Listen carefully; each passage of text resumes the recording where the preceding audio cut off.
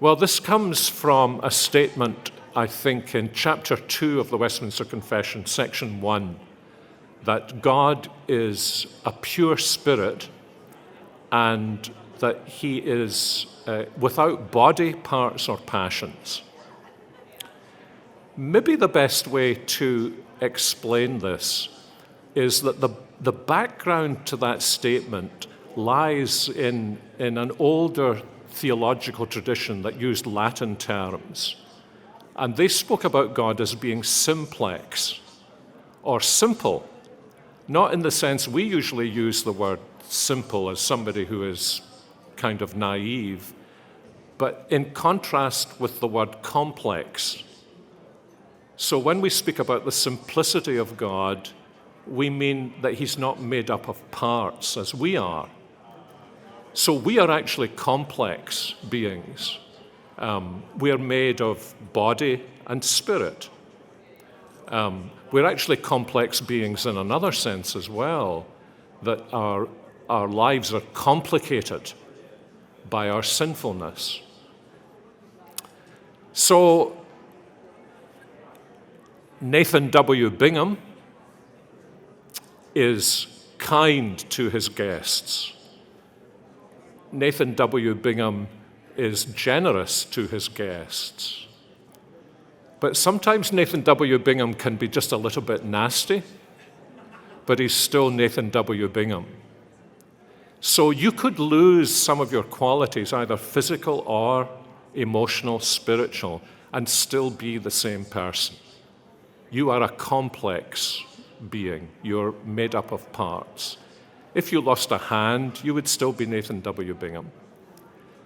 And what the Westminster Divines were seeing in Scripture was that when God reveals who he is, he says, I am who I am, meaning I'm not made up of parts.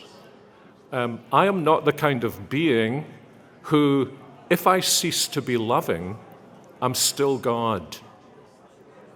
I am always all I am. I am my attributes. So in distinction from us, there is our individual person and there are our attributes. We can lose those attributes, physical or spiritual, emotional, and still be that person. And what the Westminster Divines are emphasizing is that we need to learn to understand that God actually is his attributes. Not only so, but unlike ourselves, who have all these complex attributes, actually all of God's attributes are one and the same reality. And it's because of our finitude that we describe him as loving, as gracious, as righteous, as holy. But in him, if one can think about maybe something that seems so small and yet is incredibly heavy, and you think, how can there be so much weight? Then I think you catch a sense of this intensity, this density of being in God, so that he always is all that he is all of the time. And I think one of the things, that might seem, and of course it's been discussed by theologians and philosophers, and it might seem very remote. One of the things that I think is practically significant about it is that we are complex not only in the basic sense of having bits and pieces and parts, but we are actually very complex, complicated people. And our greatest need is that the gospel should simplify us, that the gospel should uncomplicate us. And when we come to have fellowship with this God who is without parts, without passions, without body, simply is who he is all of the time, then I think one of the effects of that is that the better we come to know him, the simpler our lives become, because we are taken up with the knowledge of him. And we still live in this very complicated world, but I think we become much more like Paul as he writes in in Philippians chapter 3, I'm doing only one thing.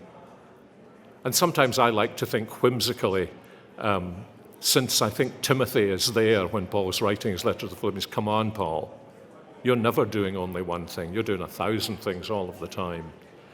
And I think of Paul saying, no, Timothy, I'm not doing 1,000 different things. I'm doing one thing in 1,000 different ways. And I think as the character of God, as we're taken up with this, instead of it seeming to be a kind of very strange theological statement, it becomes a very practical and pastoral help to us to live our Christian lives. That I am complicated and complex, and he will simplify me and make him still as a creature, yet more and more like himself. So I think there's a theological and a pastoral side to what the Westminster divines were saying when they spoke about God being without parts.